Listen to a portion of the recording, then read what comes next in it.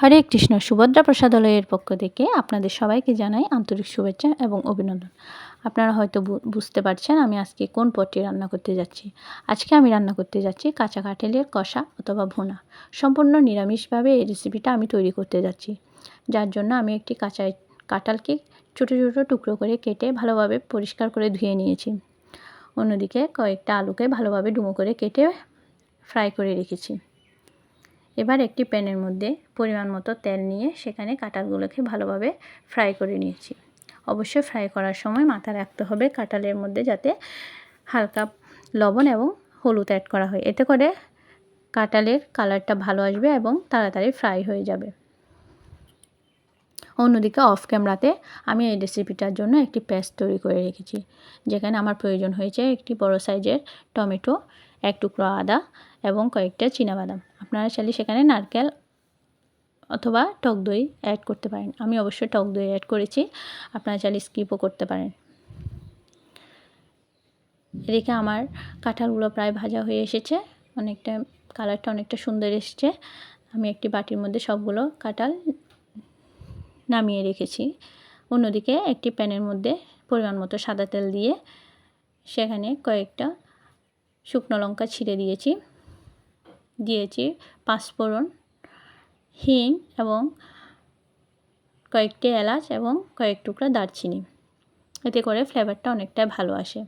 এরপর দিয়ে দিলাম বড় সাইজের দুইটি টমেটো, টুকরো করে কেটে রাখা দুটি টমেটো। তার মধ্যে দিয়ে দিয়েছি আমার আগে থেকে করে রাখা পেস্ট, এতে করে গ্রেভিটা অনেকটাই ঘন হয়ে আসে।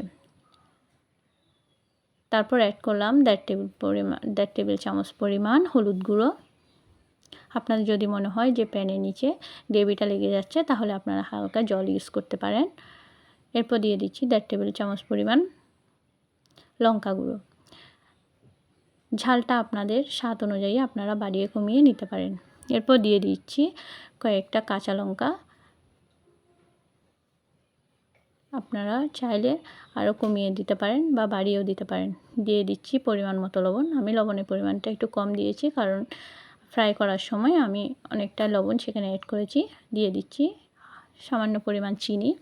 নিরামিষ রান্নাতে চিনিটা অ্যাড করতে হয়, না হলে রান্নার স্বাদটা তেমন ভালো আসে না। এরপর গ্রেভির মধ্যে আমি আমার ফ্রাই করে রাখা সবগুলো কাঁঠালকে সেখানে অ্যাড করে দিয়েছি এবং ভেজে রাখা আলুর টুকরোগুলোকেও অ্যাড করে দিয়েছি। এরপর চামচের সাহায্যে সবগুলো উপকরণকে একসাথে একটু ওলটপালট করে মিশিয়ে নিয়েছি। তারপর দিয়ে দিয়েছি জিরের গুঁড়ো। এরপর 5 মিনিটের জন্য ঢেকে রেখেছি। 5 মিনিট পর সেখানে গুঁড়ো করে রাখা এলাচ এবং দারচিনি দিয়ে দিয়েছি। এরপর অ্যাড করেছি হালকা সরিষার তেল। আপনারা চাইলে সেখানে ঘি এবং সরিষার তেল যে কোনো একটি ইউজ করতে পারেন, যার যেটা ভালো লাগে। আর আমার রান্নাটা যদি আপনাদের ভালো লেগে থাকে, অবশ্যই লাইক এবং কমেন্ট করে পাশে থাকবেন আর আমার চ্যানেলটিকে সাবস্ক্রাইব করে দিবেন। একবার বাসায় রেসিপিটা করে দেখবেন, ভাত এবং রুটির সাথে দুর্দান্ত লাগবে। ধন্যবাদ সবাইকে।